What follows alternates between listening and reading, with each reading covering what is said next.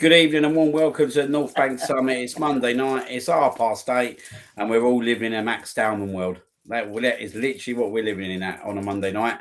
We're going to discuss all things Arsenal. We're going to look back to the Leverkusen first leg. We'll look back to the Everton game at the weekend, and we'll look ahead to a massive week where we've got Leverkusen in the Champions League second leg tomorrow night at the Emirates.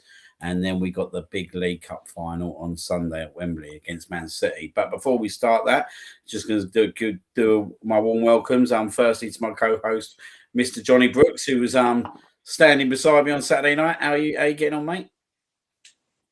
Yeah, good, mate. I had a good old grope of you on Saturday night. I think a lot of people did, 30 mate. other men. Yeah, it's brilliant, mate. I've just about come down. It's been a very nice few days. Wonderland at me, and yeah, long may it continue. Yeah, an absolute fantastic evening in the end, which we'll get to discuss very shortly. But also, we're welcomed tonight by the legend himself, Mr. Copey. Good evening, Liam. Rare treat. Evening, how you doing? I'm good. Yourself? Yeah, not bad, mate. Not bad. As John said, just a cut, mate. I tell you, I was in bits yesterday. I don't know about you two, but I was in absolute. You looked a state when you left. Getting too old for this. I'm getting too old for this adrenaline rush as well. You got a full head of hair. You're all right, mate. Yeah, that's very true, mate. That is very true. Cheers for picking up the positives there. That's it, mate. That's it. I won't say no more about your colouring of your hair. No, we'll leave that one for another day, mate. We'll leave that for another day. Just going to do some good evenings before we start the show. Good evening to Luke. Good to see you on, mate. Good to see you Saturday as well. What a treat that was the other day.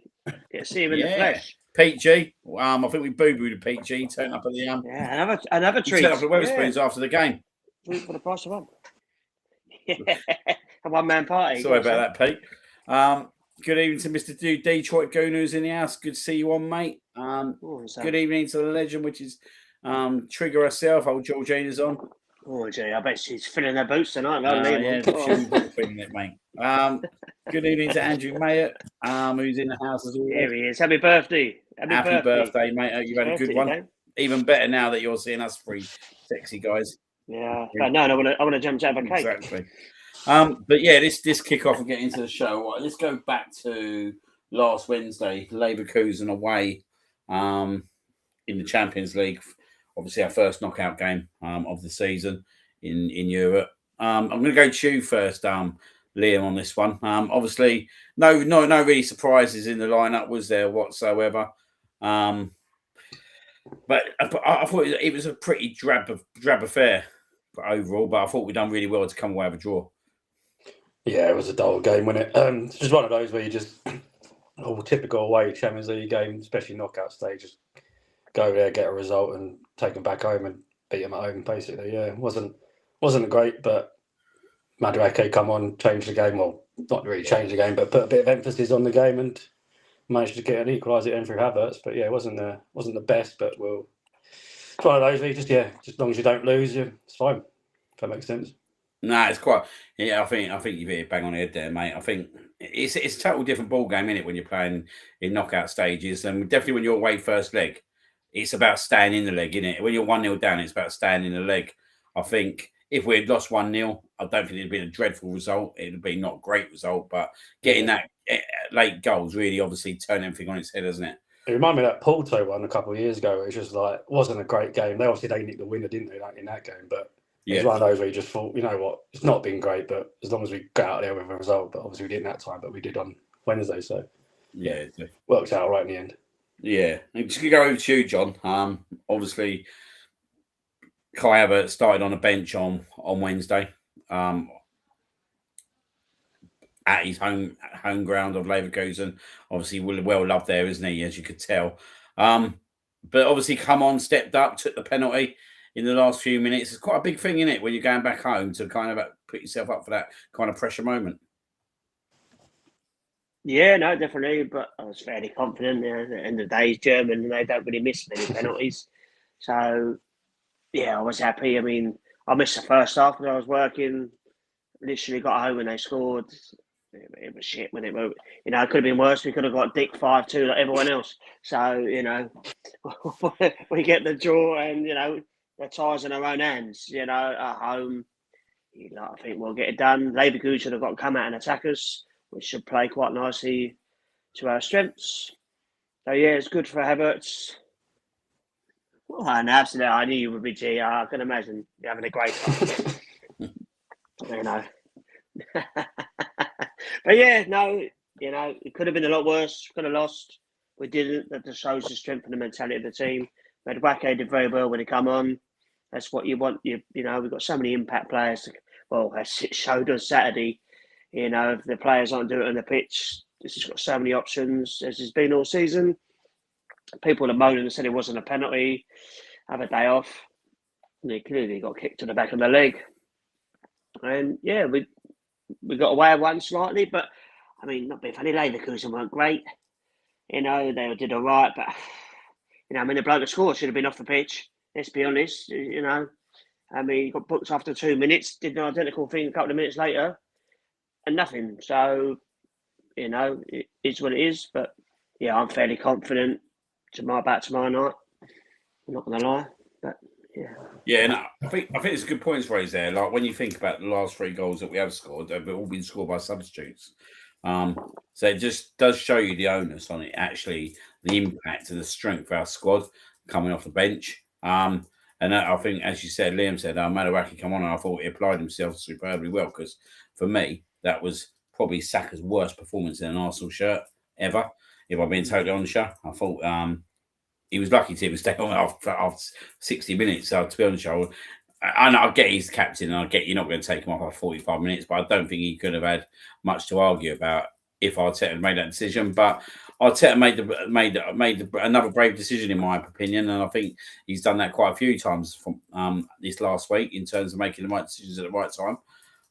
And yeah, it does show how strong our bench is. Do you know what I mean? Like, you've got players like Gabriel Jesus not even getting on the pitch. I know he come on for the last few minutes in the Champions League, but the talent that we've got waiting to come on, like we've got Trossard back tomorrow night, haven't we? Got Max Dowman after what he's done Saturday. I'm sure we'll talk about that soon. You're talking about Madueke, do you know what I mean? You talk about your Eze, Gyökeres, Havertz. Like, all these players can and will have massive moments by just coming off the bench. So I think it's a really good omen for us at the moment that actually we're being able to utilise our bench. And when you look at teams like Man City, they're struggling, mate, in second half of games. I think there was something like I read that they've only scored like maybe this year 3 goals in second half games. Yeah, I saw that. 2 of them at Anfield as well, weren't they, or something? Yeah. Ridiculous. It does show you, don't it, that actually, do you know what I mean? Like, it's showing for me that actually the reason why we're where we are is because we can pull off our bench, and we have got the game changers to kind of do that and win us games. And that's why I kept saying that. I'm going to say it a few times because I like to be right. But I kept saying to you because, standing next to Liam, everybody, he was getting very stressed. I mean, it was very stressful, but everyone said this, everyone said that. It's like, it's the same old, we're not going to do it. I said, we're going to score. I'm telling you, we're going to score. And obviously, John Brooks is always correct. And thankfully, I'm not sure about always, but I'll give you that one, mate. Got to go. But it's just a belief in the team. As I know, 1 or 2 little blips, but it's just, especially at home and going forward, and yeah, they kept driving forward. That was a good thing about Saturday. They just kept going and going, knocking the ball at it, and City had a bit of a go, and there was no really belief, but you just know when you get corners and set pieces, we're just always going to create something, and obviously Super Max come on and did that, but yeah, it's just because we've done it so many times this season, and the players just keep going and going and going, and that's why some of the performances have been a bit iffy, because they're just running, they're working so hard, they are running themselves into the ground, but it's proving beautiful. Well, this is one of the things, isn't it, Liam? I think the amount of games that these players are playing is insane. I think is absolutely insane now. That I think even Newcastle, I've read something Newcastle or a Newcastle fan said they've had a break, a midweek game off or since November or something ridiculous like that. And that's pretty much the same for everyone who's in Europe, isn't it? That actually you are literally expected to be playing every 2 to 3 days. And like there ain't no weekend. I mean, sorry, there ain't no January or February break, winter break. There ain't no Christmas time off, is there? Like these players are being run into the hill, and I think this is a big reason why you're seeing performances the way we are seeing performances.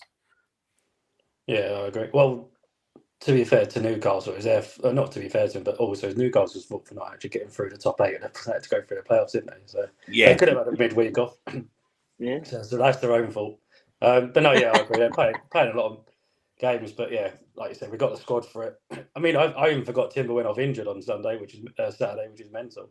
Like Mosquera comes on, like you don't even notice, do you? Just the script, like the strength in depth is just unbelievable. Hincapié comes on, you change both fullbacks like during the game, and we still look absolutely dominant as well. Which is like you think back like 5-10 years ago, if you try and take off a defender, you're like, oh, And the crazy thing as well, we had another two fullbacks on the bench, White and Skelly, and they didn't come on. If you go like 5 years ago, or like even 10 years ago, you try and change your fullbacks during the game, you'd be like, oh, you're going to get weaker, aren't you? But any of our defence, we would have struggled. Yeah, now it's not a problem.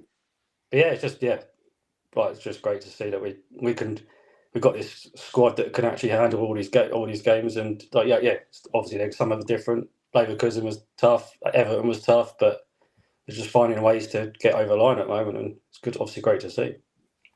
Yeah, that is key aspect there, isn't it? Getting over the line, and that's what we are certainly doing. I was just thinking, like in terms of like the way the game's going, that I can see squads getting bigger.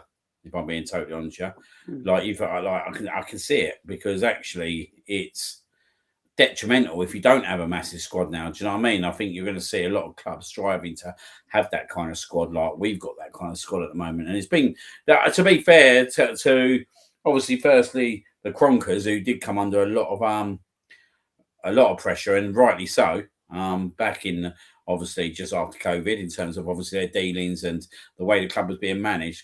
To be fair to them, they have put their money in their pocket, haven't they? They have come out with some goods. Well, I believe now that we've got a world-class operator in obviously Berta, as you can see, and like he's only had one summer, and the difference in one summer. I was talking to someone earlier on, and it was interesting. We was talking about the players that have been recruited in this year. And there's probably not one player out there at that whole recruitment that I would sit there and say, do you know what's been bad money? Do you know what I mean? Like, I look at it and I think actually Gyökeres 18 goal contributions at the moment, Eze 15. Them two come under a lot of stick just about a month ago.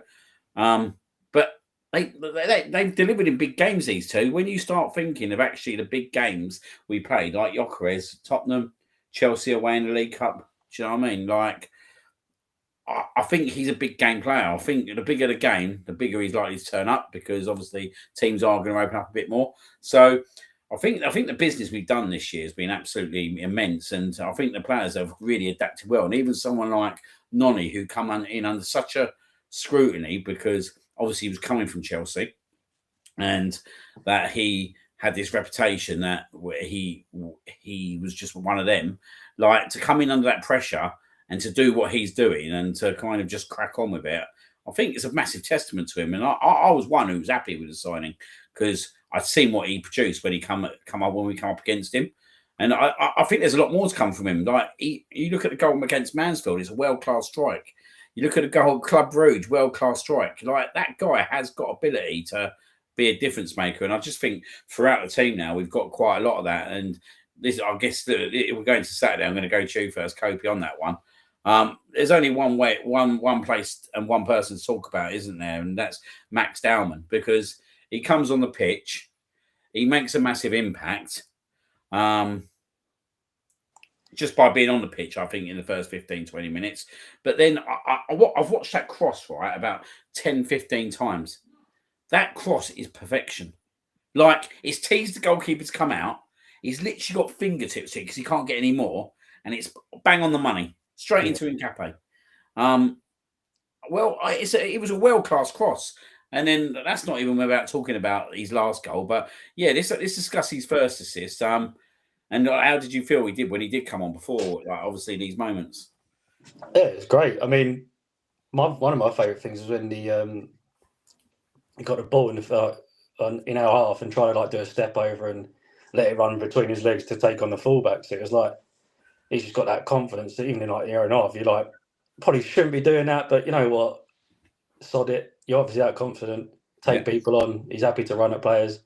Yeah, just wants the ball, doesn't he? So what more could you want from a player that always wants the ball and wants to make a difference? He's running inside, he's cutting down, like just so much like pace and power. Like for like someone who's like 16, he looks about 30 because he's just tall as well. Do you know what I mean? It's incredible like physique he's got for a player like at that age. So ball in was great. Obviously, on the money. But you can run out of superlatives saying about him when he's only 16. Like you can't get too excited, but then you can at the same time, can't you? Like you don't want to get too excited. In case, they will. Yeah, they will. Like a Jack Wilshere when he come through, you just get so excited for these young players that come through, and you're like, they have these standout moments, and you think they're gonna kick on. Obviously, Jack Wilshere didn't because of the injuries, but Dowman looks like a player that can actually go to another level. He's like dynamite, isn't he? So let's hope he keeps up and keeps these sub appearances on, and let's not run away and put him in the first team straight away. But let's keep these sub appearances on, and he can make a big difference. It'll be interesting to see what he does, because I think it'll be a matter of time. Because if he keeps doing that, Southampton, won't he? But the scariest thing, the thing that amazes me the most, is as soon as he comes on, not only does everyone get excited about a 16-year-old, not in that way. But the players will give. No, we're not like Jeffrey Epstein. But all the players just give him the ball. You've got all these experienced so-called world-class players been there, done that. They just give him the ball. They don't want the responsibility of doing this. Just give him the ball and let him crack on. And it's amazing. I mean, the things they must have seen in training and see what he can do. For them to do that in that high-pressure situation, there's like 10 minutes to go. Basically a must-win game, because until we win the league, every game is. And they're giving him the ball. You've got, Eze and Rice and, Saka, Martinelli. Everyone's giving the ball to him. They're not trying to do it themselves because they know what he can do. And it's amazing for us, but scary for everyone else, because the confidence he has at 16, and he's only just turned 16, for goodness sake. But to do that cross was brilliant. I mean, God bless Jordan Pickford. I don't know where he was going. But, and in the second goal, I mean, everything about it. I mean, the head, the control, the turn, the composure, just everything about it. I mean, it's wonderful. I mean, Arteta will look after him. They all will, because they should. But at some point, he's going to start. He could well start tomorrow night. Why wouldn't you? People say, "Oh, you shouldn't," but why not? He's just assisted and scored a goal. I mean, he'll be fine. I mean, he might have scored. He might not be allowed to, but if he keeps doing that, then you just have to let him play. You look at Lamine Yamal, and you shouldn't compare, but he was doing that at 16, and they're very similar. And I mean, how long does he leave it? I mean, it's great. It's just such a boost, if you will. It's just crazy because we've done so well all season. Every player's done their bit. But now we've got this secret weapon. Obviously, it's not secret anymore, but he could come on and do that. And now, no matter when he comes on or who he plays against, the defenders are going to be like, oh, shit. Because he's just got this, I don't know what it is, his balance, the way he moves his body. He just does these little things, and the defenders like for the goal. Was it Shrewsbury Hall? He's had a great season, been brilliant for Everton. And I have to say, Everton were really good against us. That's a different thing. I thought they were excellent, but we got the job done. But just that little feint, and he was just done. It was so quick as well. Not many players have that. Not many players have that now. It's wonderful. It's very exciting. It's brilliant. You just wonder how, when he's going to play him, really. But if he carries on doing what he's doing, the worry is obviously, I mean, he could well go to the World Cup. He could be that good. People say, no, don't take him. But who knows? We don't know. He could score the winning goal in the Champions League final for we know. We have no idea. It's exciting. Why not get excited about it? He could be the best figure having in English football ever. It could be. I mean, it might not be, but why not get excited about it? I think there's two aspects to this for me. There's the aspects that actually, first and foremost, I think Mikel Arteta deserves a lot of praise. Because I haven't really heard the praise of Mikel Arteta that I think he should get. That he looked to his bench and he had Gabriel Jesus on his bench. Do you know what I mean? And he's decided, no, do you know what? I'm going to bring you on. I trust you. I'm going to bring you on in a big, high-profile moment, which actually he needs to get over the line. It's quite ironic, really, isn't it, that when you go back 4 or 5 years ago, and Mikel Arteta was looking for some players to kind of bail him out, it was Howend Academy again in terms of Bukayo Saka and Emil Smith Rowe. And he's done that on Saturday night. He's turned to Max Dowman and brought him on with 20. Look, it's say 25 minutes to go, including injury time. And he said to him, basically, go on and show us what you're capable and what you can do. And I think that deserves a lot of credit, because I don't think a lot of managers would have done that. I really, really don't. I think it's the difference between a good manager and a top-class manager. And I think we could be looking back at a defining moment on Saturday night, which might define Mikel Arteta as well in terms of the next level. And the reason I say that is that game was going nowhere, if we're being totally honest with you. The game was going nowhere. The kid at 16-year-old has basically won us the game. He's put the world-class ball in for the first goal. Do you know what I mean? And then what he's done for the second goal is just... I'm lost for words, if I'm being totally honest. I watched the goal about 50, 60, 70 times, if I'm being frankly honest. And every single time I watch it, right, and I'm like, I'll tell you what fascinates me the most, Liam, is the way he glides with that ball. Do you know what I mean? He sends Shrewsbury for a hot dog, mate. The guy is literally flat back like that, thinking, it's done. It's done. It's a shift onto the right foot, isn't it? It's just how he's like unbelievable. He's so two-footed already, and he's good with both feet as well. Mate, 2 feet. And I tell you what, Martinelli's got texting dibs as well. The way he cuts across, that's really unselfish of him. Yeah, he looked after him. He did, mate. He did. It was like he was his little bodyguard as he was going through. But it was that moment, yeah, right. That moment he scores the second goal is that moment where he's saying to Mikel Arteta, "You can't ignore me now. You can't not turn to me. You can't not trust not to play me, because this is what I can do. This is what I can deliver." And it doesn't matter about his age. And I said it a few weeks ago. There was Wayne Rooney-esque when I see that performance at Mansfield, because everyone was going, yeah, but it's only Mansfield. But why did Martinelli not play like that? Let's be honest, it was on a crap pitch as well. It weren't on an Emirates pitch. It weren't like a Premier League pitch. He was playing like that on a pitch that other players were struggling with. And for me now, Mikel Arteta's got... I don't think he starts him, but I think he'll continue to give him game time. I really hope that he does come on tomorrow at some point, because I think he deserves to come on. I think Southampton is probably the game that you earmark now. That will probably be his start. And that's where he needs to make another statement. Do you know what I mean? Like, he could get on for the Man City Cup final. We just don't know, do we? Like you said, John, we just don't know what's going to happen now with him. We just don't know. But it's the capability. Sorry, but there's also the possibility. I mean, say he comes on tomorrow night, scores the winner. Say he comes on the cup final, scores the winner. Thomas Tuchel might go, I'm going to whack him in the England squad. And he might not, but because if he does those two things, or even just scores a winner in the cup, the noise, I mean, it's already mad now because everyone's like, wow. But if he does that, it's just going to be, and it's quite ironic as well. Obviously, Rooney had that moment against us. He broke through. It was nice for us to do it to them. See how they bloody like it. But it's very exciting. I have to say, it's very exciting, and I have to give old sexy Viktor a little special. See, Ryan's already had a mention, but people go, oh, he couldn't really miss. But we did there was a few shots we had where it spilled out into middle, and there was no one there. A few crosses, there was no one there.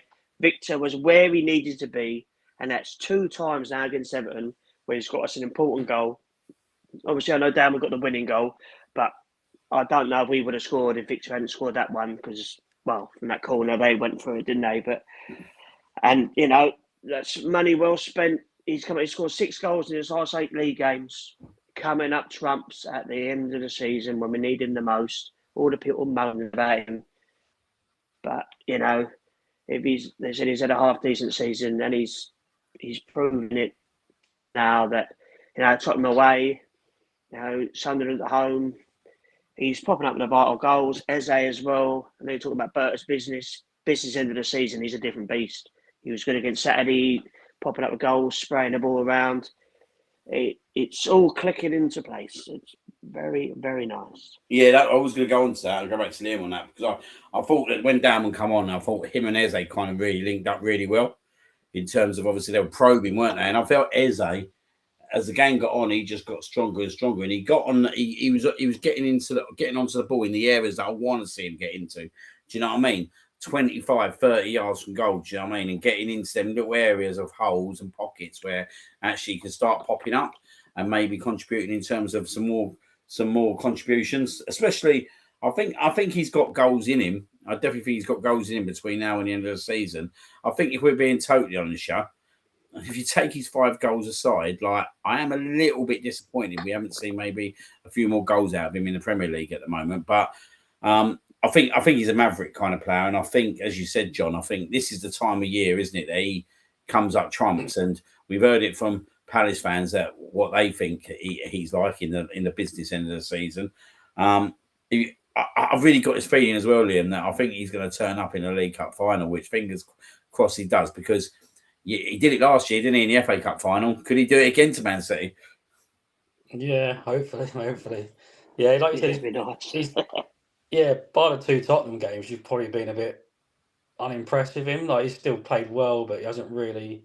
Some games you look and he's hardly touched the ball, or he's running around and not really getting on it because Zubimendi and Rice are playing with it. And do you know what I mean? It's kind of like you just want him to do something when he does do it, or when he does get it even. But yeah, I don't know. But hopefully, like you said, this might be the stage where he kicks on. He's played well the last few games. Obviously, the Spurs away games probably it was like you thought the Spurs home game he'd kick on, and then he didn't play for about a month, did he? So he's kind of like, I don't know. So hopefully, the Spurs away games woke him up a bit, and he can kick on now, because we really need him now. I thought the Chelsea semi-final, second leg, I thought the last 20 minutes, I think it was like a turning point, because he really grew into that game. He was getting more and more of the ball and getting more, and I thought, yeah, here we go. And he was kicked on from there, and yeah, I think now he knows as well. So obviously Odegaard's out. He's now the main man in the middle, which, you know, gives him more confidence, takes a bit of pressure off. And I think he's starting to show that now. He's making that position his own. And he's cracking on. I do want to go back to the Kai Havertz penalty, because obviously it was hard to see in the stadium, weren't it, John, at the time, because where we're situated. It's a joke. You see the replays now. I mean, if the likes of Gary Neville and Jamie Redknapp are going, you've been screwed, then you know it's a bad one.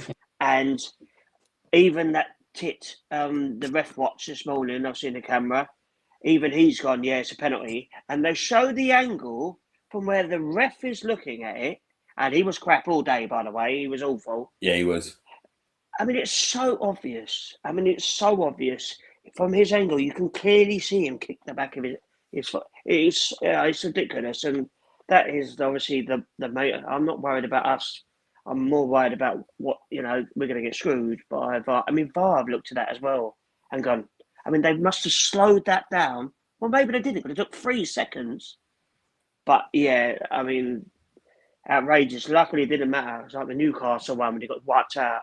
It's just, yeah, we just got to keep going and making our own luck, because, you know, it's clear that we're not going to get any help from the official because they can't do the job properly. I mean, it's a blatant penalty, absolute blatant. And he should have been sent off as well, really, because it's a clear and obvious goal-scoring opportunity, and they completely bottled it. It's interesting, isn't it? Because like when you look back now, like they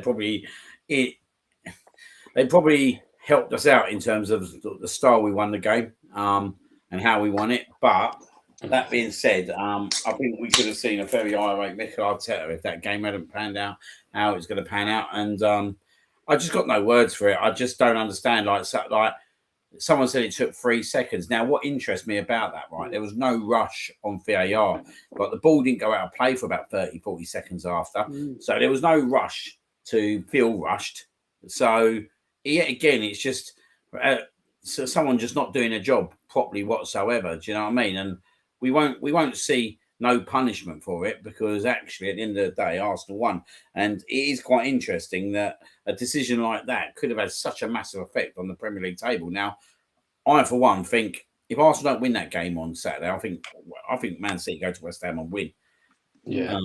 Look, you would have felt the game when they played Man City, played Liverpool. It's a big punch in the guts, isn't it, when the opposition team scoring that 90th minute? And you can imagine the feeling in terms of Manchester City. They were watching that game, watching it filter out, not 89 minutes on the clock. Do you know what I mean? Still 1-0, then bang. So I think it worked out well for us in the end, thank God. But yet again, like you said, we can't be relying on refereeing decisions, and this is where we do need to try and potentially, when I look at the fixtures now that we've got between now and the end of the season at home, I think Newcastle's obviously the one that you look to say, yeah, they're capable of scoring goals, so we have to be a bit wary of them. But you look at the games, Bournemouth, Burnley, is it?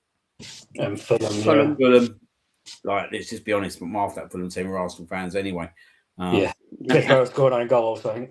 Yeah, exactly. So you 4 wins out of 4 is literally putting you on the cusp, innit? Yeah. I think we've only got. I think we win all our rest of our home games. I think we only got to win 4, to be honest. Man City will drop points till the end of the season. They've still got to play us. Yeah. Can't see them beating us. They've got Chelsea away, which should be interesting because Chelsea need to win. They can't. Slipping up against Newcastle, they can't. But I can just see City drawing again. So like someone like they've just drawn back to back games with West Ham and Forest. Do you know what I mean? So it's like I can see them drawing with someone like Palace. They're not what they used to be. We just need to keep winning. And we beat Bournemouth, and we're 12 points clear of them. And the pressure will be it's just keep our foot on the pedal. We'll be laughing, I think, because there's no way they're going to win 8 games. No chance. No, I can't see it. I was actually even talking to my boss today, and he was saying about Man City, and he was actually saying like everyone going on about Man City. They're talking about Man City of old. He's like, this is not the Man City of old whatsoever. And I think you've been they've got problems. I think the problem is first thing, right? It's all right bringing Mark Guay in and Semenyo on in. Look, they're good players. They're very good players. I think. Look, you see the step up when they had to play Real Madrid the other day. That's a bit of a culture shock to them, because no disrespect to Palace or Bournemouth, but they're not playing the likes of Real Madrid, are they, whatsoever? Yeah. So you look at the players they brought in, and they've done a job, because I think actually Man City, before they got them 2 in, they're in the shambles, mate, at the start of January. It's not beat around the bush. They were at shambles. Who they draw to? Chelsea at home. They drew at Brighton at home. So these guys have given them a lift, but I think the problem is, it's very much of a short-term lift, and there is bigger issues within Man City at the moment, like Haaland. What's going on with him in terms of goals? Phil Foden steals a living every week. And you haven't even mentioned 115 charges. How on earth can Chelsea get done today? I mean, don't get me wrong, they obviously deserve it, but they've been done more or less straight away. This charge got announced today, and no one knew anything about it. And Man City have had this thing for God knows how many years, and it still hasn't been sorted out. And I think that's another problem. Guardiola, I think he'll be off. I think it's doing the title race. I think once this title race is officially over, I think stuff will come out. But there's that piece in there that you don't want it. You don't want it to affect this year's standings anyway, because everyone will look back to this season and just you only won it because of this. Like no one will see like the title race, which it is at the moment. But at some point, it is going to come out. At some point, there is going to be some kind of potential points deduction. I think there'll be some kind of obviously fines. There has to be. I think they're already earmarking if that happens. Obviously, Pep's going to go in, and there was talk about the Chelsea manager going in, and it's quite interesting. He's got experience in Championship, hasn't he? So make what you want of that. But I don't know. I just think with Man City at the moment, I think if you take the 115 out of it, and you just kind of concentrate on them alone, I just don't think they've got the stability in their squad to be able to conjure up 8 wins on a spin. And when I say that, I'm saying it in the best possible way, that actually I think that we've got to at least drop 3 games out of the last 7 for them to win the league, in my opinion. And They've obviously got one to of beat them us games as will well. be Man City. So they have to beat us. That's quite If we a thing. draw or Yes, beat them, they it's just done. Like, even if we draw another 3 games, they have to beat us. Yeah, That's the they only have way to they'll beat catch us, yeah. I think. All the pressure will be on it. Even though the media will go, "Oh, it's all down to Arsenal win," it's that Man City have to Oh beat yeah, us. I'll take a scrappy We'll 0-0. I'll tell you, we'll go out there, 100%. set up shop, mate, and say, "Look, you try and break us down." Yeah, 100%. You've got to beat us. They need to beat us. They're the ones kept chasing us now. And win fairly comfortably as well, because what was quite important was Saturday. 1-0 was great, but to get that extra little goal, another one on the goal difference, I think we're like 7, is it now, ahead of them. And, if needs be, if it has to come down to that, we're covered. So technically, they need us to lose or drop points in a 4th or a 5th game because of the goal difference. So, like I said, Man City, you said it, Liam, they're not the Man City of old. They're not smashing teams. They're really struggling. There's something like with Haaland. They're just not finding him, or he's just not doing it. But he's stopped scoring goals all the time. I know you can say, oh, it's De Bruyne, but like Phil Foden. I mean, what has happened to him?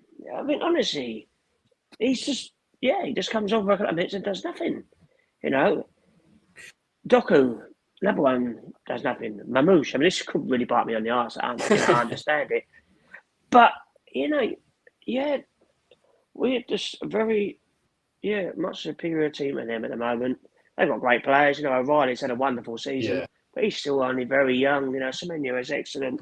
They've got some great players. But they're definitely it's just not quite clicking. And we are just a more of a well-polished machine. We're just getting the wins. We are grinding out the wins.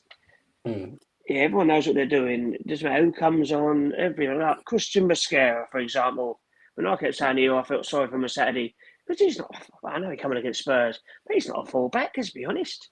But the belief that Arteta has in him to pick him over Ben White and Nketiah and Lewis Skelly, you're all full-backs. He said, no, you go on, do your job.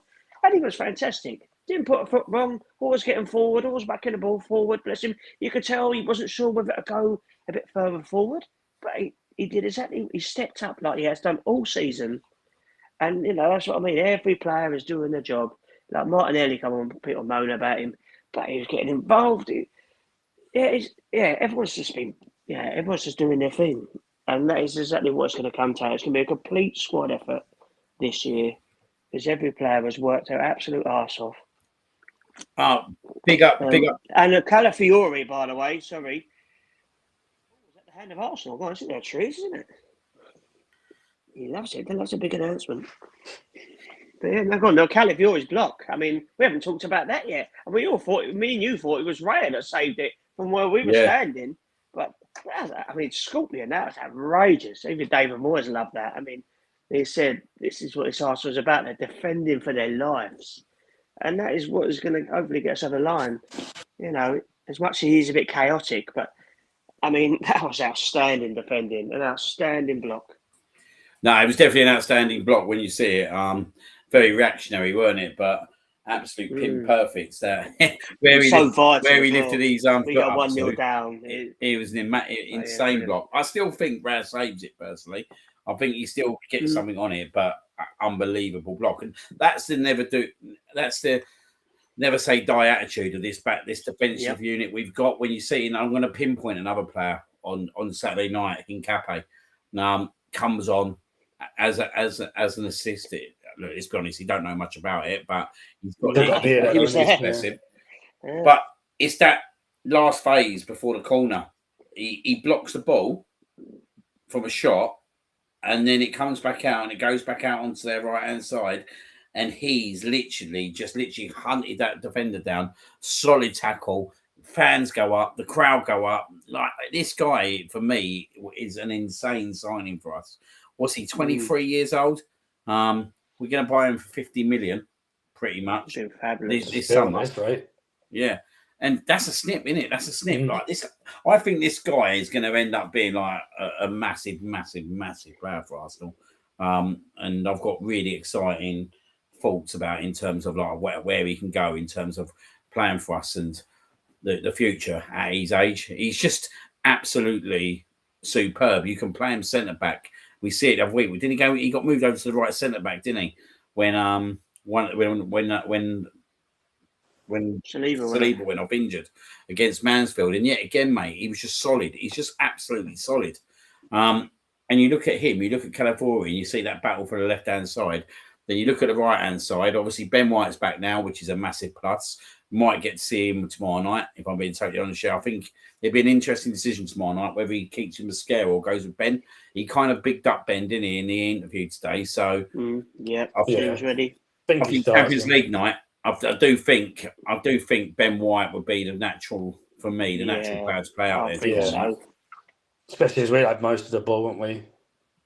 Yeah, and he has good. And if Saka plays, he has very good understanding of Saka and that. So, and he's more experienced. It would be slightly unfair to put Mascara in as well as he might do, but it makes it more sense for Benny to go in. Yeah, I agree.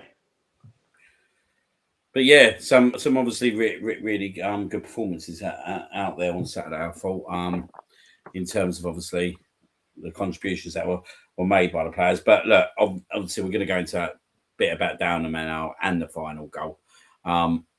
Like for me, I don't remember what happened after that goal. I don't. I got punched in the face about 3 times. Yeah, I don't remember. All I know is, mate, I pulled my shoulder out. My ribs were hurting. Absolutely everything was hurting. I think I flew up. I think I flew down. I think I flew everywhere. But only when I got home did I see a lot of my jeans. I took them off and I had like footprints all up and down my legs. You see, it was absolutely mental, wasn't it? And what I would say is, yeah, right, it's one of them moments that we're going to look back on in 10, 15, 20 years' time. And look, us three are very fortunate that we was in that stadium for that moment last night. What was your feeling, Brooksy? Like, probably not even like at the ground, but like waking up the next morning thinking about that moment, because it's a moment that's going to spend a long time thinking about. Sundays when normally one day I like to have a little lie, and normally wake up about 9:30, if I'm lucky 10. I don't get moaned at that late, but I was wide awake at 7:30. I presume we had something to do with that. Obviously, buzzing, getting home, and as I say, I was half asleep, and I started banging on about it. And she's like, "No, I'm half asleep." But yeah, so yeah, it's just wonderful. Just like put your phone on it. Everyone's absolutely buzzing. It just puts you in such a good mood, and it's just brilliant. It's just, also we were very lucky to be there. It's just moments like that. It's just wonderful to see. Even Gary Neville, I know you put something on Twitter earlier about it, and he was actually spot on. I said what a brilliant moment it was, and it was just one of those. Glad you were there to see it. It was just brilliant. And I have to say as well, Viktor, bless him, for the corner come in, he flung himself at it. Got the header, landed on his back or something. But working his arse on for the team. But it was just a brilliant moment. And I've been very lucky to be there this season for that, and for the Havertz goal against Chelsea, and everyone was just going absolutely bonkers. And it's just wonderful, wonderful scenes, and what football's all about. That's what you want to see. It's just that euphoria, isn't it? It's like everyone just going mental. People, they've got a corner in the last minute. Pickford's come up. You're like, fuck it, just don't concede. Like, there you go, please. You've just that stress in your body's like, I've just opened, fearing the worst, and then 30 seconds later, Dowman's running up the other end, and you're just like, everyone's just going, mate, just hugging people you've never seen in your life. Legs have gone to jelly because you're just fucking jumping on people. Yeah, just wonderful. Yeah, it was what a moment it was. Yeah, like you said, look back at that in about 10, 20 years. Like you said, like we were talking about after the game, like the Reece Nelson moment. You just, I know we didn't win the league that year, but you still go back to that. If you watch it again, you still that excitement when that ball hits the back of net, or when Dowman skips past Dewsbury Hill on Saturday. You just it's just that rush of everyone's jumping out their seat. Yeah, brilliant moment. I think poor old Reece now, mate. That moment of his, even that being an iconic moment, still. I think this moment, you can just. I think I can feel it more inside myself. I know when I walk back in that stage tomorrow and I'll go to my seat, I'll get that little bit of a shiver down me to think, do you know what? It's one of them moments. It was I always remember when we won the FA Cup in 2014 when we beat Hull. And then I went back in there for the Charity Shield, and I felt that as I walked into the stadium, I could just feel it in me. Do you know what I mean? It was that sensation that like what we did.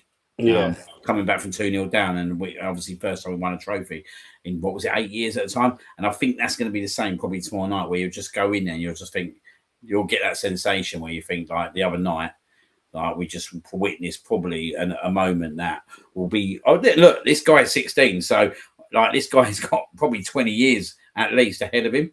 And we'll probably be looking back at this goal in 15, 20 years' time going, Jim Court, do you remember that day? Potentially could have been the day that Arsenal cemented the title. Because we don't know yet, but we don't know, do we? Like, it could be that we probably will look back at this game if we win the title and say, actually, that was the moment. That was the big moment, weren't it? Now, it's quite interesting, Liam said, that corner kick before it. And it's that pressure that you're going through when that last corner kick comes in. And to be fair to Gyökeres, he throws himself at that header, don't he? Because like all that needs is a flick, and then it is panic. And we see at Chelsea, like when panic kicks in, what can kind of happen. I think also Martinelli don't get. I know I spoke about obviously him in terms of shielding a player, but even his header, clearing it, do you know what I mean? Yeah. It was a great header. Stopped the second phase, didn't he? Yeah, exactly. But I think the big thing for me is that when he heads that ball down, he heads it perfectly, and then like literally, he just glides. He just glides, and it's just like it's just ridiculous. He's 16. He can't even go into a betting shop. It's amazing. It is kind of unbelievable. He can't drive. I mean, listen, a bloke that can't even go in the same change room because of the safeguarding.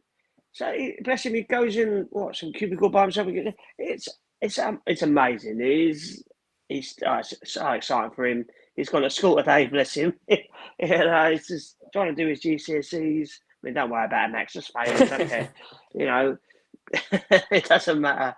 But yeah, I mean, how exciting for him and his family. It's absolutely wonderful. He's got the whole footballing world at his feet. And yeah, I think we'll look after him. And yeah, fingers crossed, no horrible bastard, does a horrible thing to him. Like we've seen happen to some of our players. But yeah, it's wonderful. It's for all the people that are negative Nancy's about Arsenal and this and that, this is the one, proper feel good. Well, for English football, it could be amazing because, if he carries on the way he's going and develops the way he could, there's a hell of a player there. He could, try and put too much pressure on him, but he could be anything he wants to be. If he can, we just hope that he gets the luck and they get no bad injuries and everything. But he could be phenomenal. And obviously Arteta has done a great job with him. But obviously, I mean, last year they wanted to play him, if you remember, and he was only 15 and they weren't legally allowed to. So you knew it was only a matter of time. And obviously, he got that bad injury against Man United, playing for the under-23s a few months ago. And I think he probably would have already been playing if it wasn't for that. Because to throw him in for this game, they've obviously wanted to do it for a while. But they've waited and waited and waited. Obviously, the Mansfield game, I think, was a massive, I'm ready. And Arteta say, let's go. I think it was the right call as well. Because Jesus is all right, but he's not been great the last few weeks, let's be honest. And just when he come on, it's just giving the whole crowd a lift. No disrespect to Gabriel Jesus. He comes on, we'll be like, come on, go on. But when he come in, everyone's like, go on, And he was amazing. I think it's quite interesting the next month ahead in terms of the fixtures. Like, I think it's very defining how Man City do against Chelsea. If they don't get the result against Chelsea, then I pretty much said that I thought if we get 7 points ahead of them, this was like 5-10 games ago, if we got 7 points ahead of them against them, then I thought it was going to be really hard for them to kind of get back.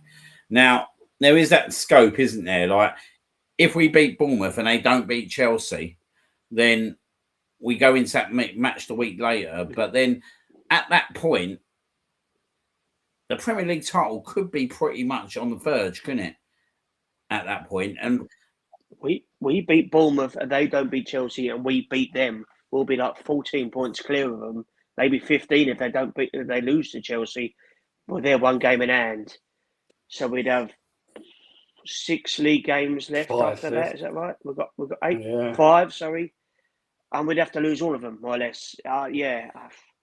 we're all forgetting that we've got to play them in the cup it's final. the long way off. But Game I at a think, time, I think, I mean, that's if we beat them in the cup final, I think we'll beat I them. think what I'm trying to look at is actually like, look, there's 4 trophies on the line, and we can try and get away with it as much as we can. But at this moment of time, we're still in for the, shall I quietly say it, the quadruple. Now, Oh, we have, yeah. Don't quietly say it, mate. now We are. the thing is, isn't it? Like, what the reason I'm saying this is because actually, if we get out of that Man City game with a massive advantage, it might work out in our favour in terms of obviously how we kind of prioritise the FA Cup semi-final. Because for me, I think the FA Cup's a bit of a weird one at the moment because a lot of people are saying, yeah, well, at the moment, I'll probably take it as my 3rd trophy because we're in the League Cup final. And I totally get that. At the moment, probably it's got to be League Cup, then the league.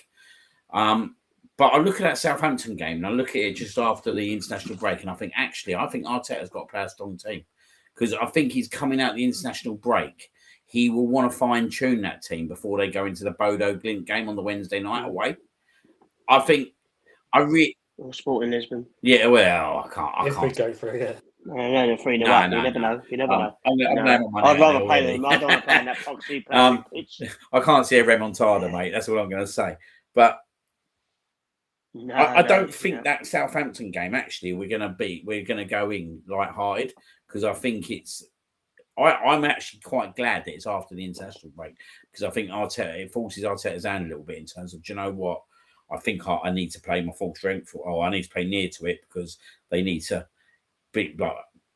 You don't want them going in cold against like Bodo away. Do you know what I mean? So it's not a gimme Southampton whatsoever. 8:00 under the lights, but it's a game that we should be definitely winning and getting. Look, there's another FA Cup semi-final, another Wembley thing at place. You know what I mean? And then you get to the semi-final, and look, the draw could be kind. You could get West Ham or Leeds. Do you know what I mean? It might not be so kind, and you get like Chelsea, Man. Or Port Vale. Or Port Vale. But you're likely to get Chelsea, Liverpool, Man City. But like for me, it's like when you get to a semi-final of FA Cup, you have to play your strongest team anyway.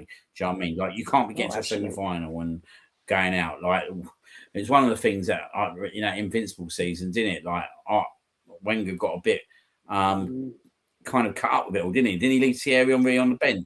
Yeah, he did. Yeah, it cost us. Yeah, because he was worried about the Chelsea quarter-final the following week. So I don't think Arteta will do that, and I think that actually, like, if we can get this lit, if the results go in our favour over the next, like, I say that the Chelsea Bournemouth game, and then we go into that Man City game and don't lose, I think then you're looking at we're on the cusp of obviously winning the Premier League, and then it gives us a lot of focus to be able to focus on the Bodo Glint return game. Do you know what I mean? And then potentially a semi-final. We could be looking at a Barcelona, who I watched the other day, and I've got to be honest, they don't worry me. They don't worry me whatsoever. I think they've got some talented players, but do you know what? They're a better version of Chelsea, in my opinion. They're a much better version of Chelsea, but they're a very. I think they can be got out. I think we can tactically stifle them like we tactically stifle Chelsea. I think Newcastle give them a good go over there. You know, I think. I mean, you'd expect Barcelona to win, but I think Newcastle will score out there. They've got nothing to lose. So, yeah, but they're not as scary as. I mean, Yamal is quite hit and miss. I mean, Lewandowski's getting old. He's not scoring as many goals, and if Yamal and Rafinha aren't at it, there's no one else really. You know. They've got some good players, they've got some great players. They're quite young, but a lot of them are still learning. And there's no one in that team that really scares me.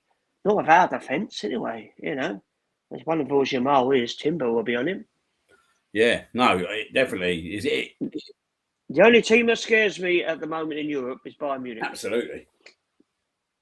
And we beat them, let's be honest. But they smashed Atalanta 6-1 away from home. It's considering we drew 0-0 there the other year, and Harry Kane wasn't playing. I don't believe it's a hell of a performance. No, I think they're the team that would worry me. I think personally, it's out of them and PSG to get to the final. I think both Barcelona. I mean, I think both Bayern Munich and Paris Saint-Germain take Real Madrid out. I really do. I think they had a top first half, didn't they? Against Man City, and I think they caught Man City really cold. But I'm not brought that actually. Will you consistently go and beat Barcelona, Real Madrid, will you consistently go and beat like a Bayern Munich then a Paris Saint-Germain? I'm not. I can't see that happening. So I think personally, Bayern Munich are the team to beat. I think they're the team to beat on that side of the draw. Then it's literally for me. As long as we get out this tie tomorrow, I think it's either us or Barcelona. And I think we're in a better position at the moment. If I'm being totally honest, what's your thoughts, Lou? Just win tomorrow, to be honest. Yeah, I'm gonna be a bit cliche, but can't really look too far. Like you said, you can look far ahead for like the league game because that's the next league game, like the Bournemouth game. But it's just one game at a time, isn't it? Yeah. Like you said, we're in 4 competitions. We've got a brilliant chance of winning all 4, but we just let's not underestimate Lakers tomorrow. Keep ticking off the wins. Let's see. You could concede a sloppy early goal. Any major injuries nights, as well. So let's just. We don't really want extra time and penalties. Let's just beat them tomorrow. With the cup final coming up, although we don't know what Man City are going to do. Is that the same time as us, the Man City game tomorrow? Yeah, it'll be. They're tomorrow as well, aren't they? Us Chelsea. It's a massive night tomorrow. It is a massive night. It's. I don't. I think we should beat them. I'm confident, but I don't want to like. No. I think we should. They're still a Champions League team, aren't they? Do you know what I mean? We need to score in the first half. Yeah. We need to at least score like really early. I think if we score really early on, like, do you know what I mean? The confidence will grow, and I think we'll go and beat them. But if we don't score early on, and the later it gets on, it's a bit twitchy. It could become a bit of a nervy battle, couldn't it? Yeah, and that's the worry. That is the worry. Like, I think they're such a good team, Arsenal, but there's that nervousness still, isn't there, in that stadium that we need to try and overcome. Still just a bit tense. The crowd was very good on Saturday night, though.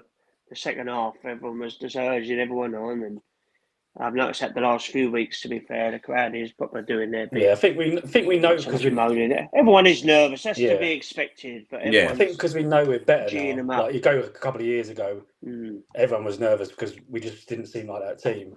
Like we were top of the league, weren't we? But we was running on empty. Really, we had bloody Rob Holding playing centre back and players like that. Do you know what I mean? It wasn't where you look now. Even if we're running, you look at like Zubamendi, he probably looks like he's knackered, but you could still just see that everyone around is going to be 100%. Like, do you know what I mean? There's so much like, I don't know what I'm trying to say, like so much willingness behind the team that you can just know that even if we're struggling, like we was on Saturday, just like didn't look like we was going to break them down. Like hand on heart, I didn't think we was going to score, but we just did, and that's. I did. Just got so much belief now that even if players look knackered or we look a bit tense, like just before the goal, I remember Ray and Gabriel were pissing around with it, weren't they?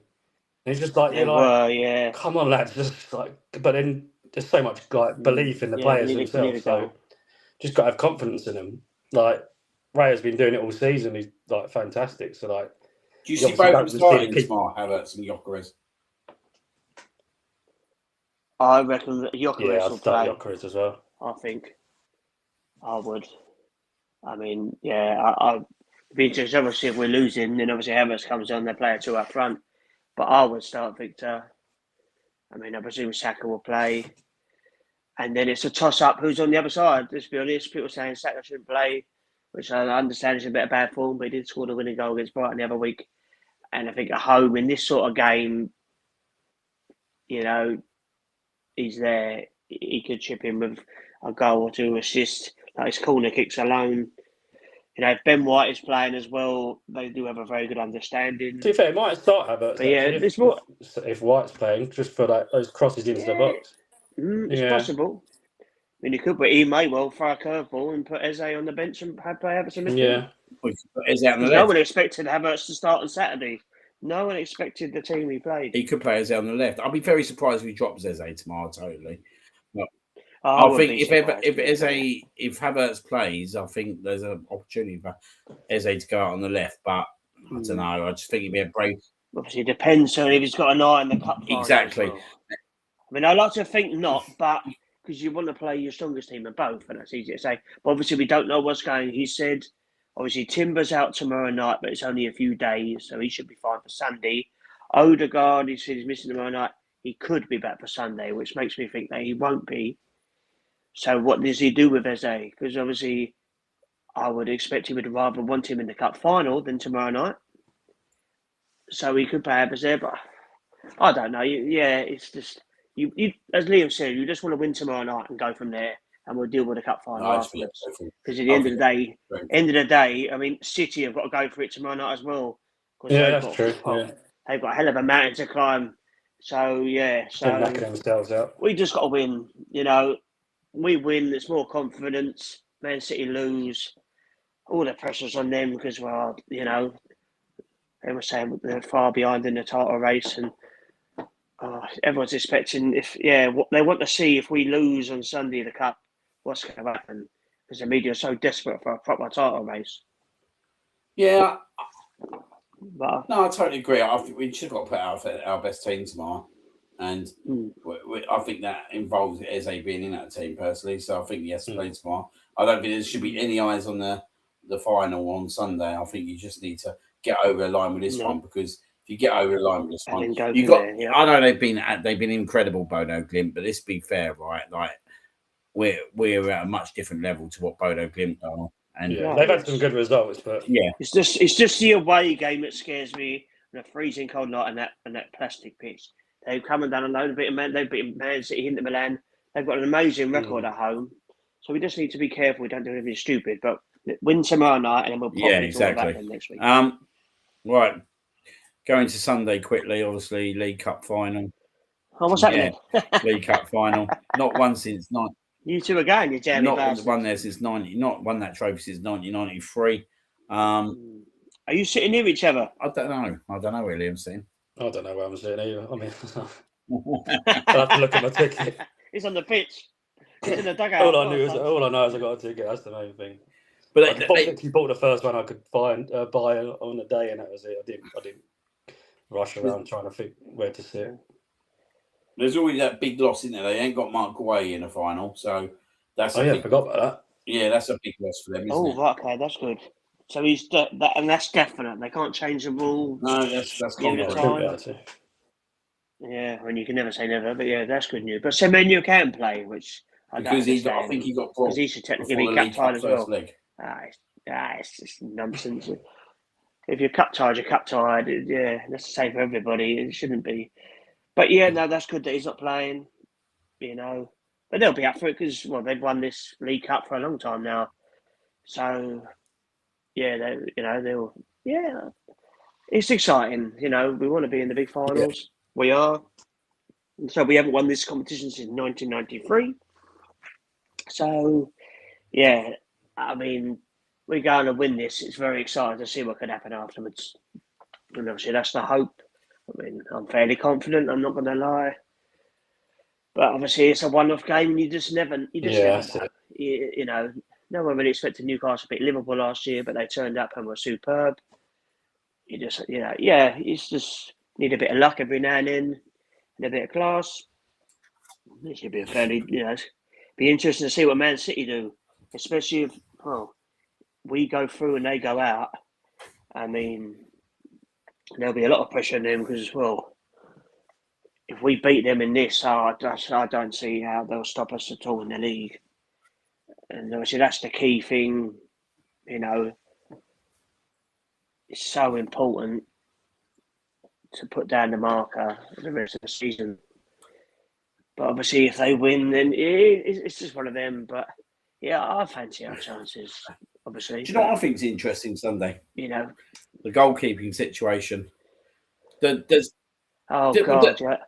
both sides, isn't it? It's both sides. Let's be honest here, right? Donnarumma's been their best player this year overall for the course of the season. Superb. Does he start or does he not start? Do both Pep and Arteta go with what they've gone with the whole season and go with their same goalkeepers? I know I'd rather have him goal, but yeah, I think you're right. I think he's played Kepa. Yeah. If it meant Donnarumma weren't playing, then I'm not really sure that I'd be that disappointed. Yeah, I'd be happy. I'd be amazed. Yeah, he'll start Raya, surely. So obviously it depends. Obviously, if Man City go out tomorrow night, Donnarumma plays all day long because that's one major trophy they're not going to win. Hopefully, it doesn't look like they're going to win the league. they want to win something. He needs to win something. Well, we don't know what's happening with him this season, but for them not to win nothing at all would be a complete disaster. So I would be amazed if Donnarumma's not in goal on Sunday. I mean, Kepa, bless him, he's done all right in all the cup competitions. He's done all right. He's saved penalties. He's got us through. So he probably deserves to play.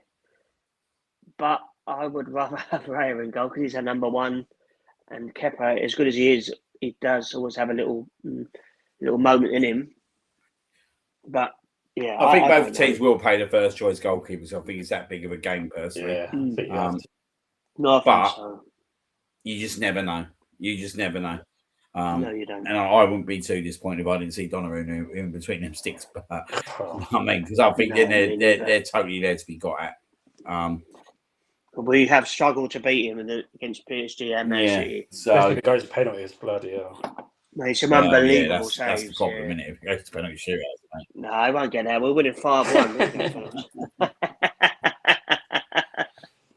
But yeah, so no. Oh God, I said a fault. Imagine we have a penalty shootout tomorrow night on Sunday. Oh mate, after Saturday, I'll be dead. Heart was on the floor on Saturday, was it? Oh, could you imagine? That's possible. Oh, Christ. Oh, Wolves just come back 2-0 down again, 2-2. Is it really? Oh, fair play. Come on, Wolves, go and score again. Interesting that result at the moment. But yeah, like we're just going to our last part of the predictions of the night. So we're going to the Leverkusen game first. I think I'm going to go first on this one. I'm going to go. Go on, treat yourself.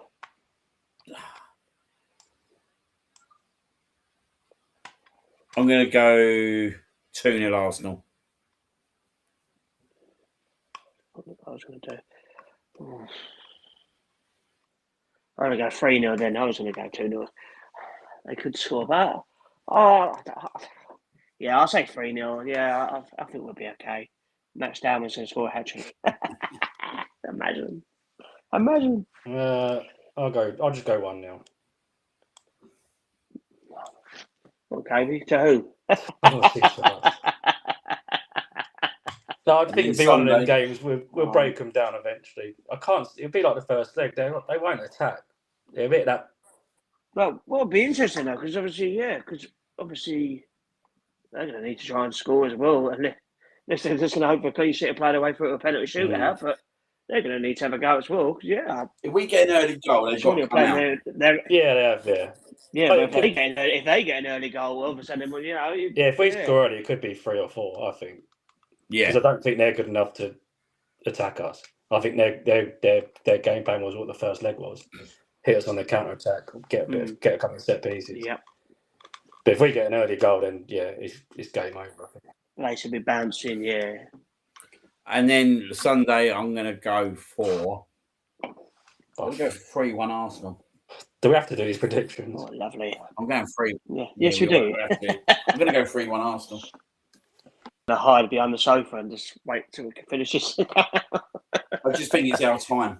It's our time. Yeah, I think we haven't won this tournament for a long, long time, and I just think that I think our atmosphere will be better than Man City's. That we see it when we played them before in the Charity Shield, and I just don't think that. They'll be up for it like we'll be up for it. I think this is a big, big moment in Arsenal Football Club's kind of. They sold out their relegation history. Yeah, they've sold out, but I still don't think they'll bring what we'll bring. I think we'll be electric on Sunday, and I think that we'll have too much from on the pitch as well. Yeah. I don't know. I think we're going to win.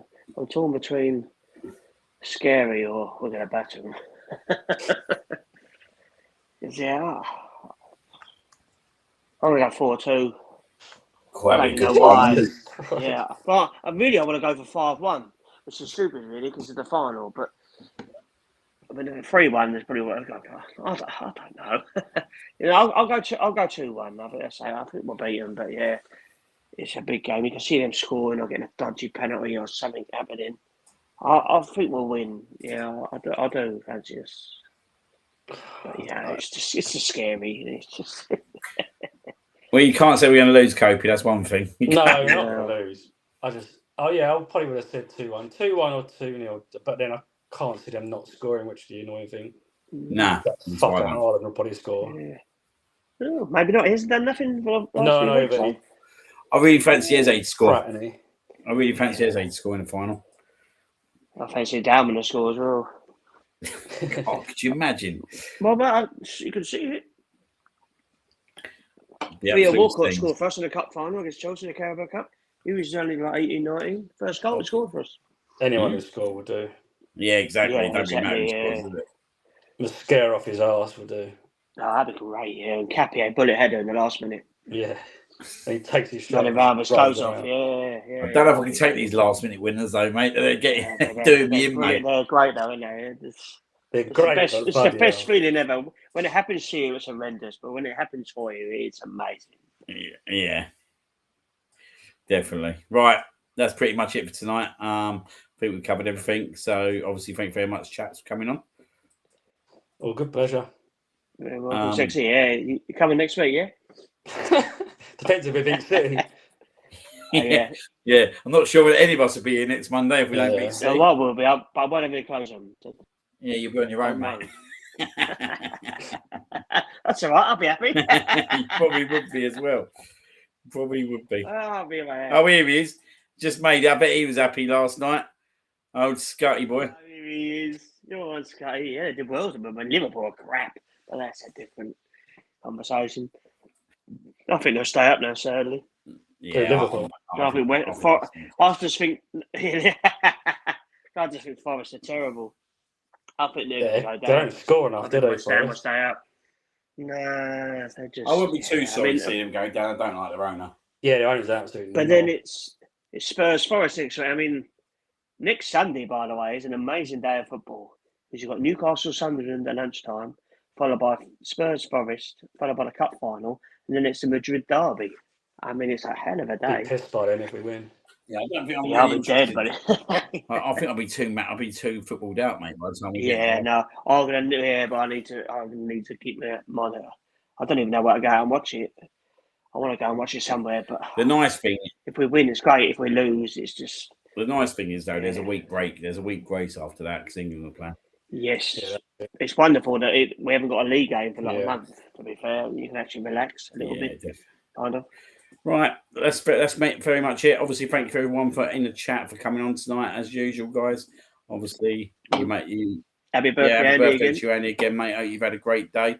And obviously, I'll still bring you a belated birthday present tomorrow.